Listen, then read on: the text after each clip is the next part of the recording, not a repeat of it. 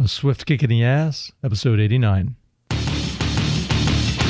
All big changes start with a swift kick in the ass. Join the journey of lifelong friends, John Curren and Tom Stewart, as they make conventional thought bend over and take a boot to the keister. Warning, listeners may notice a force equal to or greater than needed to get your ass moving. A swift kick in the ass, living life on your terms. Welcome, I'm Tom Stewart. I'm joined with my lifelong childhood friend, John Curren. Today's episode, Why Mom Was Right About Gratitude. Welcome to the show, John. Hey, Tom. Thank you. It's good to hear your voice and to see your face. You know, we try to have a green content on Swift Kick in the Ass, meaning we don't like to really time this with the seasons. But as we near the end of the year, we are thinking a lot about how thankful we are, and we're grateful for all that we have around this time of the year, and hopefully our fans are also grateful. And I think it's a great time to start looking at your life and thinking really about what we're grateful for and why we're grateful. But before we get into that, there is a big difference between being grateful about something and being thankful. With Thanksgiving coming up, we know through our history books that the first Thanksgiving was with the Pilgrims, right? Or I guess that's what we consider here in the States. But being thankful is really relief that something unpleasant or dangerous did not occur. And if you think about the first Thanksgiving, wasn't that the truth? The Pilgrims had survived, they were in a new place, and there was a lot of disease and starvation and a lot of hardship placed on the Pilgrims at the time. And I'm sure that they did really feel a lot of relief. Because there were a lot of, that they made it through. They made it through a lot of unpleasantness and a lot of danger. But today, what we're really talking about is gratefulness. And when we're grateful, it really means that we're grateful to people. And maybe they did us a favor, or they were kind to us. And Mom was right. When we're grateful to people, sometimes there are strings attached. John, I'm grateful. I just spent a very nice staycation with my wife, Jennifer. We spent some time together. It was my 50th birthday a couple months ago, and we didn't get the time to go away because at the time we went camping with family. And I really had just wanted to get away with her and spend some quality time. It had been probably 10 years. I think we had a trip to Jamaica 10 years ago that we actually spent time together with no kids, no one else involved, no worries. So we did that. We went to a local hotel that was very nice on the beach, and spent a lot of time, and it gives you that time to be grateful. And, me and John have been talking personally about Stoic Philosophy. And I think I was listening to an interview with Ryan Holiday today, and he's famous for, some of his Stoic beliefs. And he was talking about gratitude, John, and just coincidentally, he was saying how important it is not to only be thankful and be thankful for things, you're thanking God for certain things in your life or whatever. But if you're thankful for someone, he said it's very important to go show them that you're thankful. Yes. Do something for them to express the gratitude, and it will cement it down, and then you'll really be grateful, and it will show, and your heart will know that it's showing. Yeah, I wanted to go back and touch upon one point when you said you were that you were thankful for your wife, and how I had mentioned that there's sometimes strings attached. There's a law of reciprocation that exists. And what that is basically is that typically when someone does something nice, they expect something nicer done for them in return. Not saying that's right, but I think it's kind of funny, Tom, that when you went away with your wife and you're thankful for that, and there were strings attached to that thankfulness, wasn't there? Because once you got back from the beach, you had to start working your honey-do list, putting up the shades. Yeah, that wasn't really tied with the, it wasn't tied with the No, I know staycation. That was the other day of gratefulness, which is Thanksgiving is coming up, and we have all our family coming over. So yes, the blinds that weren't working in the front had to be taken down and replaced. The blinds that were in my son's room that were broken, they had to be replaced. The yard had to be cut, which she did. Always something. Yep. The laundry had to be put away. I mean, there was a lot of things to do. The homework had to be checked. I mean, a lot of things that had to be taken care of just to get back into swing of things, and also to get ready for our big Thanksgiving feast. Yeah, and when I was talking about the strings, I was not saying the strings that your wife put on you. I mean, I think those strings just went along with the circumstance that you're in. So both you and your wife were able to get away, and I think that's wonderful. But there was also a price to pay, and that price that you paid was all the long list of things that you had to do to prepare for the holidays coming up. Well, it's funny that you mentioned strings, because talking about the Stoic tradition, I know you had picked up a copy, and so did I, of Meditations from Marcus Aurelius, who was the last of the 5 good emperors of Rome. And he made this book called Meditations, and he didn't create it to be a book. It was his personal journal. It's just that, one of his followers or one of his, servants had found these papers and probably either auctioned them off or traded them or what have you, because he knew that, this is worth something. This is the wisdom of the emperor. And it turned out to be one of the most famous and supposedly one of the most complete forms of philosophy that we have. And, yes. Go ahead. Yeah, I was just going to say that Stoic philosophy, it goes all the way back to the Roman Empire around the time of 300 BC. So this was actually before Christianity. And at that time, Christianity was actually seen as a cult, as well as Bacchaism and hedonism and all these other kind of groups. It was a way of thinking, a way of life that many of the Roman elite and the well-educated and the well-off lived their life. It was a very simple way of life that really looked at your character and looked at life as opportunities to make improvements to your character, to develop your character, to grow as a person. And John, probably to sum it up, I know it's a lot more involved in this, but one of the main things that they like to say is there's things you can control and there's things you can't.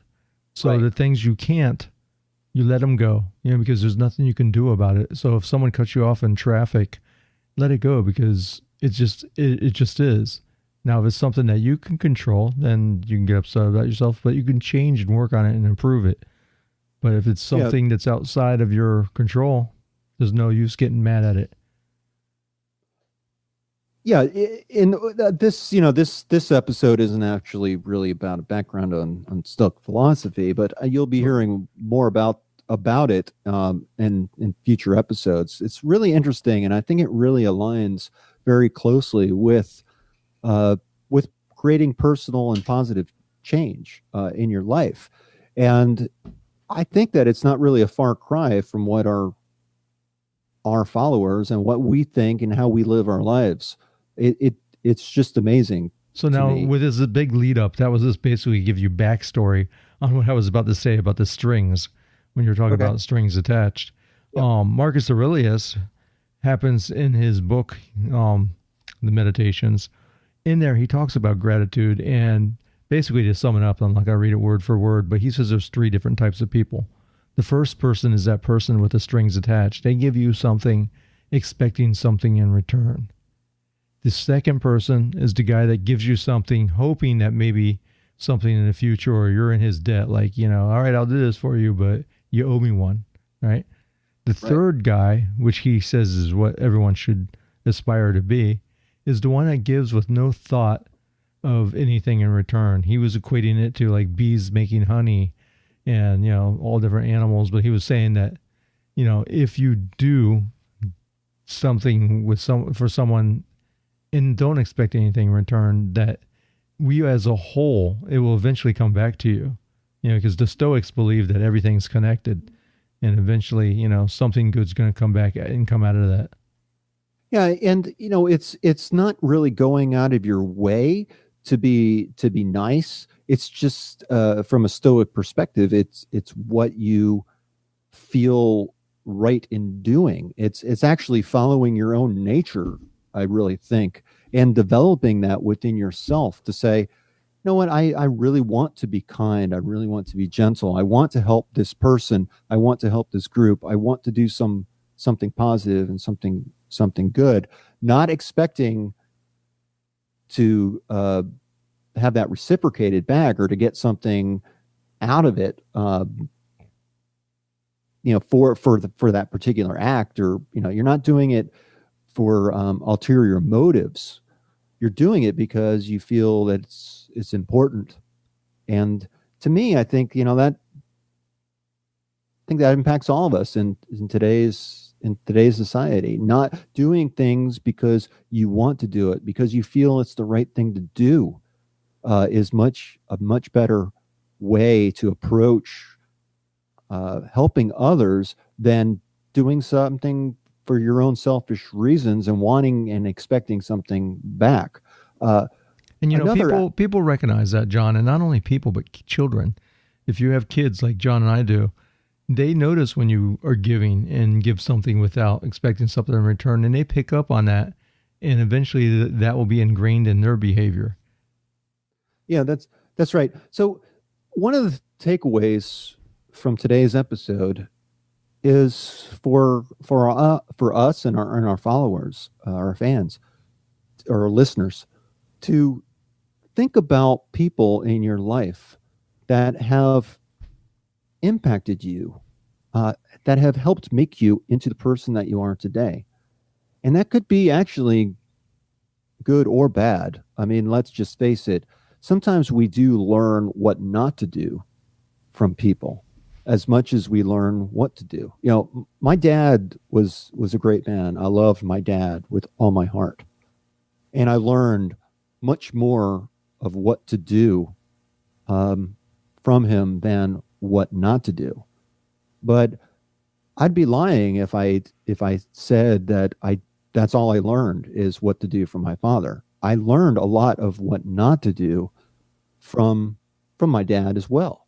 I think there's two sides to that, and we all benefit by recognizing that, hey, you know what, we're not perfect, and what is given to us actually has a expiration date on it. We don't know when things are going to come in and out of our life. So as you're thinking about the people who have influenced you and made you into who you are, take action. Talk to those people if you can. And, that's my suggestion, is take this conversation to the people that you love and care about and let them know how they have impacted you. Hopefully in a good way. And you're not saying, yeah, you know what, I learned not to do that from you, buddy. That might not fall very well, but I've learned something from your father that I shouldn't do, John. Drive around in a convertible with a martini and honk at young girls as you're driving down the street. Because I remember your dad doing that. Really? Yeah. I don't remember that, but I am not doubting it. I mean, it was a much different age. Yeah, it was. Back then. I have to constantly remind my kids to say, you know what, when I learned how to drive, seatbelts weren't even around, really. I mean, they were there, but no one used them, and you certainly were not required to use your seatbelts. We had those bench seats where you would kind of slide across the car. Oh, I can remember. I remember vividly me and you when we were little kids playing in the back of my mom's station wagon. Oh yeah, You know, driving down the street with no seatbelts on. You know, back by the rumble seat, and you know, making faces at the car behind us. Not shooting moons when we're that clever yet, but that came later. Yeah, but going back to the suggestion, I think by recognizing how different people have shaped your life, whether it be good or bad, I think that is a step forward to really finding happiness, because it's recognizing who you are as a person and what made you that way. And by sharing that with others, I know that I've done this in the past. I mean, way before I ever even read about Stoic philosophy, but I have told people and thanked them for what they've given me. And most of the times, I'd be curious I'd be curious to see if this was also your experience, that most people are totally unaware and they're caught off guard that they were teaching you anything or giving you anything to be thankful for. They were hopefully doing that out of the goodness of their own heart, and not looking for something in return. They were doing it because that came from deep within inside them, and they were sharing a part of themselves with you. And that's what I'm asking all of you to do as well, is to share yourself with others and let them know how they have influenced you, and be thankful, and not actually thankful because, again, that's relief that something unpleasant or dangerous didn't occur. Be grateful to those people for what you've learned. We all think, especially with parents, our parents give us so much throughout our lives. Most parents do, at least. And they sacrifice and they give and they care for us and they nurture us. And one day they're going to be gone. And one day we're going to be gone. And we don't know when that will be. We can't control that, but we know it's inevitable. Make sure that you tell the people that you love and care about how you feel and what you think, because you may not have a chance to do that later on. Yeah, and what we give to others, it's far more valuable than what we might take for ourselves. John and I, before the episode, we were talking about, I had just gone through living in South Florida, Hurricane Irma, and FEMA came down, and FEMA gave assistance to the people that were struggling by offering like $1,400 reimbursement if you lost perishable foods from your power being out and so what have you. However, when FEMA came, they would fill up these football stadiums, John, with thousands and thousands of people waiting in line for this assistance. However, when I saw the news reports of them, a lot of them were hanging out and joking, and there was people there that didn't need assistance. They were going to take the free handout as an advantage. And meanwhile, there's places like Puerto Rico that do need the handout and they're not getting them. So one thing that happens is if someone is giving you something, don't take advantage of it. Don't take more than is necessary. And just because you can get it for free doesn't mean you should take it. Yeah, no, that's, I agree. One of the reasons why I think the Stoic philosophy is so interesting to me is because, and I've heard this before, I've thought of this before. If you look at history, we recognize that the Roman Empire was huge, and it was very prosperous, and it's one of the great civilizations, right, of ancient times. But the Roman Empire fell, and during that time, there was the rule of the people, who really had the power, because the power of the people took down the Roman Senate and such. But the Roman Senate had the authority over the people. And when they talked about authority, they thought of authority as the prudent use of power. Well, in the Senate's eyes, the Roman Senate's eyes, the prudent use of power was to keep the population happy, keep food on their tables, keep them entertained, keep them preoccupied with things that are maybe not as important, such as entertainment. We all know about the Colosseum and about the circuses back in Roman times, whereas there were fights to the death in the Roman Colosseums.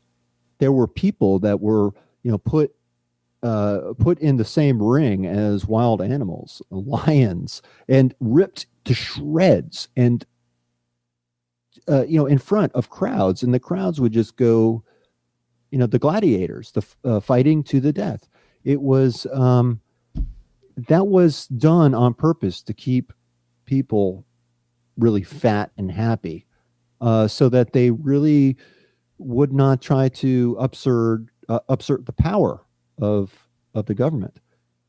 And I have to say, I wonder sometimes if we aren't closer to that in modern day society than we think. I don't know if we really learned the lessons from the Roman Empire, because I see a lot of it now. Look at all the quote unquote reality TV that's going on.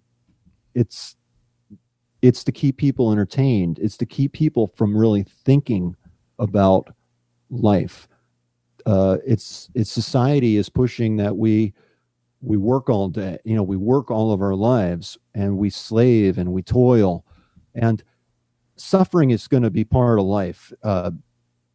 That's something that we can't necessarily control.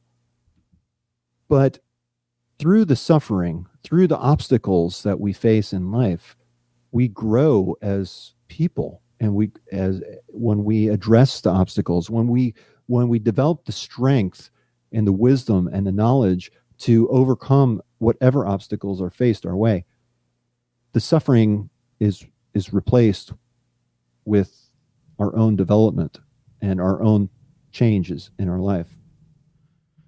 And it's funny that you talk about Gladiator, John, because I was thinking of that movie with Russell Crowe, and Marcus Aurelius made a small appearance in there. I think it was his son who was the next emperor. But wasn't a very good emperor, and he's the one that's featured in that Gladiator movie where he's given a thumbs up and thumbs down to kill people.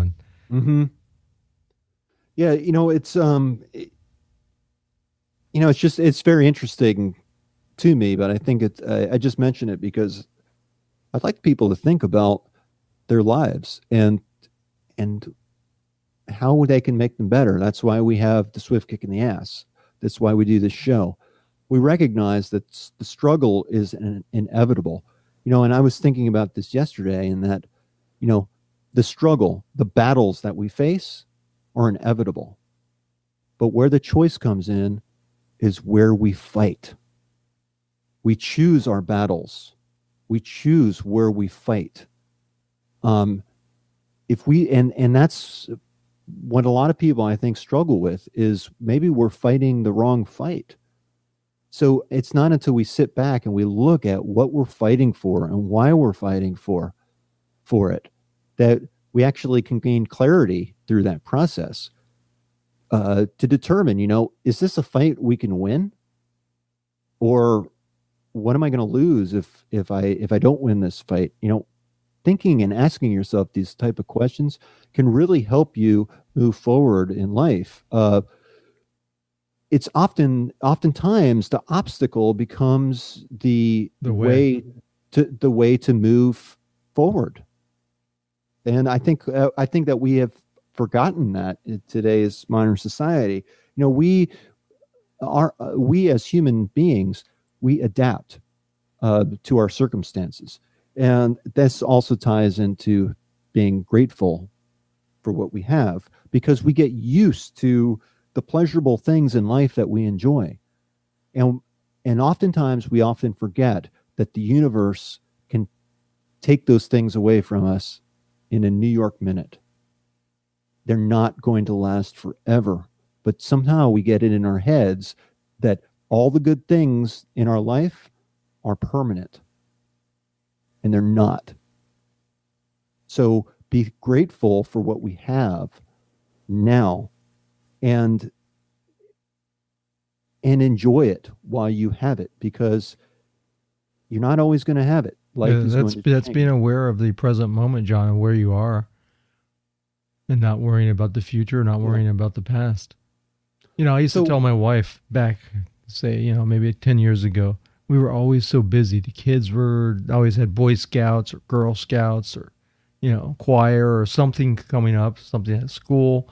Right. And we'd go in, the dogs would be crazy. They'd be jumping all over us to make it a mess. And I would tell my wife back then, I would say, this is our life. This is the years we're going to look back on. Right now it seems confusing and chaotic, but if we don't live in the present moment and take a moment to appreciate what we have here, we're going to forget about that, and it's going to be gone in a blink of an eye. And I still remember that day, because that was what I see as that was when my family was flourishing, because they were young and kids. Now my kids are grown up, so we don't get that.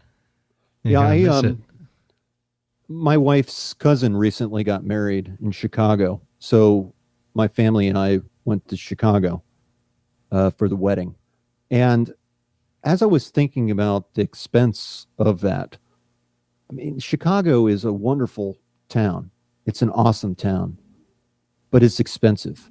And I'm not just paying for me now. I'm paying for my wife. I'm paying for my children. And that was a huge bill associated with that. Honestly, it kind of hurt me financially to do that. And we had some assistance. I'm grateful for my in-laws, who actually paid for our plane tickets to go to the wedding, because it was very important for us to be there. I don't think we could have done it if it wasn't for their help. So I'm very thankful for that. But as I think about the other expenses for hotel, for food, for rental car, even though it hurt, I wouldn't give up that experience for the world, because I know that, and it's already happening. I'm forgetting about the money that I spent, and I'm thinking more about that moment that I shared with my family, and the priceless expression of my boy when we walked out from Union Station in downtown Chicago. We got off the train, and it lets you off right in the middle of downtown. And my little boy is looking up and saying, "Daddy, those are the biggest buildings I have ever seen in my life." It made a difference to my kids. It opened the world to my children, because they had never been to Chicago. They had never seen such a huge city. They'd never seen the skyscrapers. We went up into the Willis Tower and was able to see how big Chicago is and how beautiful it was. And again, I'm forgetting about the money, because I'll make more money, but I can't make more experiences. Like I can't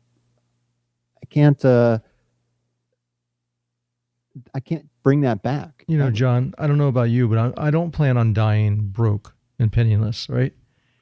I'm going to probably die with some money in the bank, and I assume the same thing's going to happen with you. So, yeah, you have some money in the bank that you will never spend.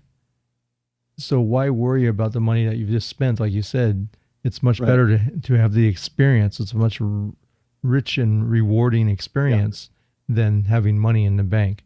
And like I said, you're going to die with money in the bank, and you're never going to be able to take it with you. So the material things. Yeah.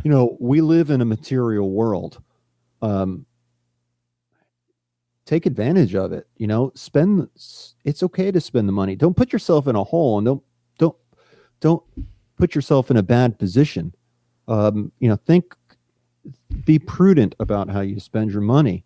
But I think again it comes to this decision-making process to say we only have so much money here to spend, but the choice is where you have choices about where you put it.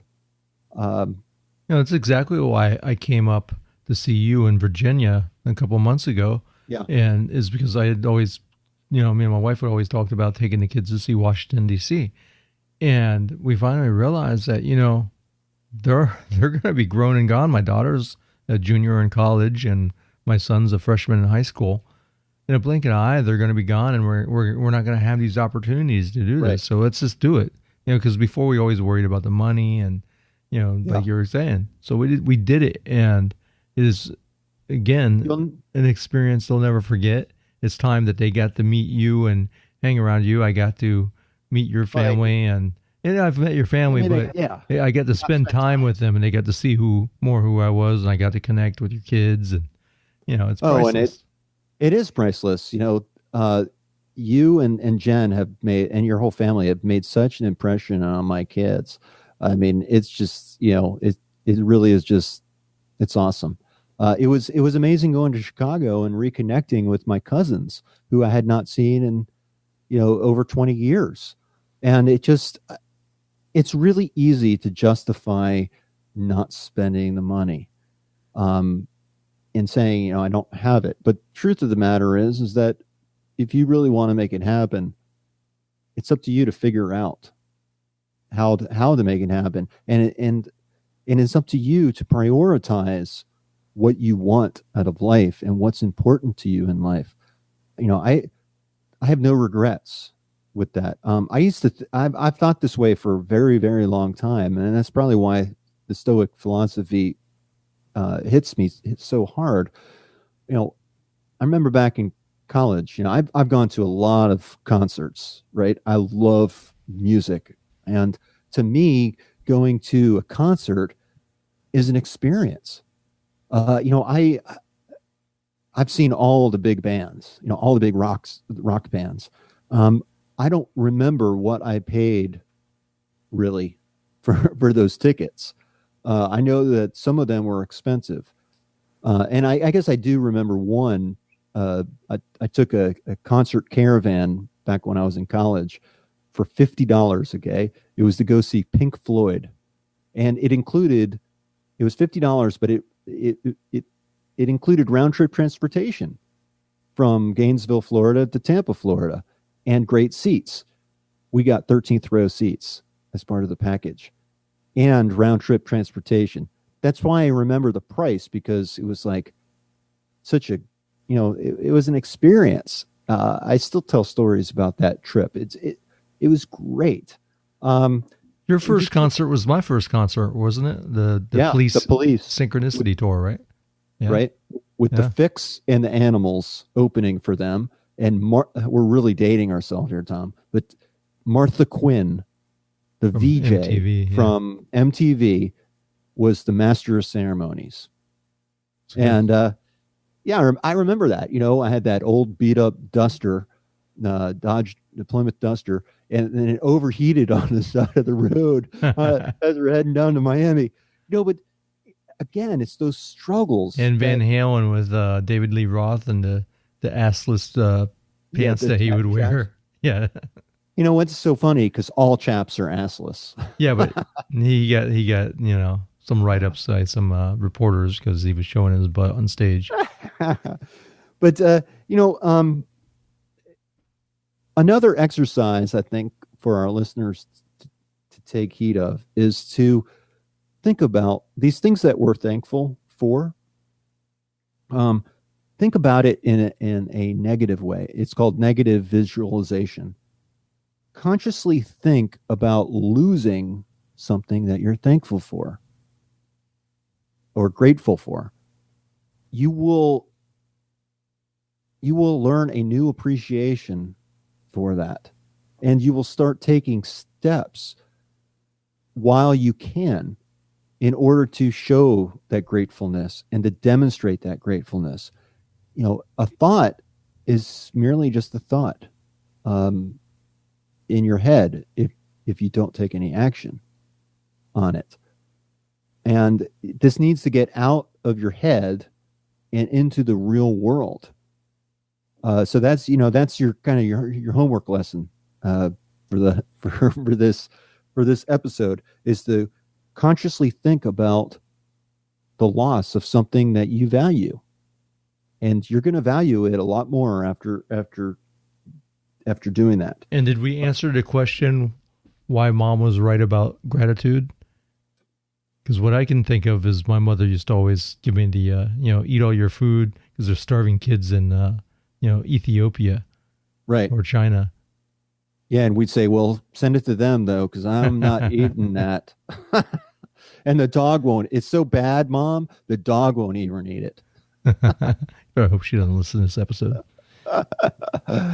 Yeah, no, Mom did, both of our mothers, and your mom included, in as far as my life, your mom had a big impact on me as well, on how I view the world.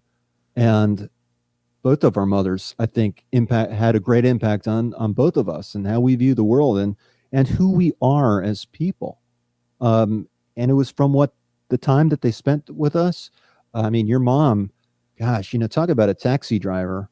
She took us all these different places and so many fun experiences because your mom took the time to take us there. I remember this one thing. I don't know if you remember it, and it was no special occasion, but there was a new business, and this was back in the 70s, and it was a robotic ice cream shop, which, or maybe it was like an automated ice cream shop. I just remember the storefront. There was no counter. It was just like a wall, and you push buttons or something to put in the order, and then it was delivered through a window. And there were people in the back doing the work, but they made it seem like really space age, and I guess what was the name of that robot, like Lost in Space? Toby. Toby the robot. So it was kind of it Toby, or no? Toby was from the Sunday Funnies. It was kind of like the same kind of. The one who used to run around, Will Rogers or whatever. Will Robinson. Will Robinson. That's it. It was kind of 70s space age. So kind of cheesy, kind of kooky, but it was fun. I always remember that. And for people that don't understand what the Sunday Funnies was, because it was local. Basically what they used to do, and it was kind of ingenious. I told my daughter she should have done this on YouTube. It'd be a great thing. So if anyone wants it, you can steal my idea. But they read the comics, the Sunday Funnies, to children. That was it. It was kind of like, Captain Kangaroo or something. But they would sit there and read the funnies, and it was the local weatherman for our Channel 7 that we had down here. And they had a robot, and he was just like the sidekick. His name was Toby. You look like a garbage can. Don't you know I had that guy, Wayne Chandler was his name. Yeah. I think it was his name. He was the weatherman. He had gotten into a severe accident and became crippled, really. And I had him as a college professor at Florida International University, and for one of my broadcasting classes. And I was like, oh my God, that's the guy from Sunday Funnies. It was awesome. But he almost put you to sleep every time he read, because he had that smooth, calm voice, and he was like, this is the guy I grew up with. It's kind of cool. Yeah. And Tom, you're my oldest friend. I've known you all my life, and I couldn't think of life really without you. I'm very grateful for that. And you continue to inspire me to become a better person. And I'm grateful for our friendship. Here. And I'm grateful too that, our families are friends as well. I mean, our wives are friends, our kids are friends. We're influencing each other to this day. And that, that's what it all comes down to, because life is a limited time offer. And I'm glad to have shared time with you and your family, and I look forward to creating more memories. I have to say, I was telling my wife Jennifer the other day, I was like, doing this podcast, talking about self-help, trying to help others is helping us. I've learned so much because the research that goes into, the topics that we talk about, and you start to become it, you start to ingrain it, and you start to do it. It's just, if the more you internalize what it is and create that environment, you become part of it. So yeah, it's cool. Yeah. So, just as a heads up for our listeners, we're putting together a program that's going to really focus on character and, what's important to you or what's important to me or what's important to Tommy. It all differs. It's individual. It's personal. My natural abilities, my natural strengths and weaknesses are my own. I own that. And if I want to improve as a person, I really need to focus on those qualities of myself that I feel are important. And we're going to help you with that. We're going to help you identify parts of yourself that need your attention. And by thinking about what you want to do and what you want to be, you're not just thinking about it. It gets out of your head. You start living it. And this is really not a head exercise. This is a practical way of becoming better, a better you, naturally. We're not asking you to become someone you're not. We want you to be just who you are. Yeah, the best possible you. Yeah. So, and that's what this show is all about. Yes, it's not going to be easy, but you're going to struggle. But isn't that what life is all about? And again, it's not about, the battle. You're going to battle, but you can choose where you fight. Sounds good, man. Well, I think that's it for this time. Be grateful. We try to, like John said, we like to make this evergreen. However, have a happy Thanksgiving. Yes. Happy Thanksgiving, and I'm grateful for you, the listener. Yep. And make sure to check out swiftkickintheass.com. Sign up for our new or free membership site that has John's simple spending plan. Get you out of debt. And we have a lot of other goodies about positive mindset in there. It's all for free. All you need to do is put your email in. Yep. Not asking for anything in return. Yep. Peace. Peace.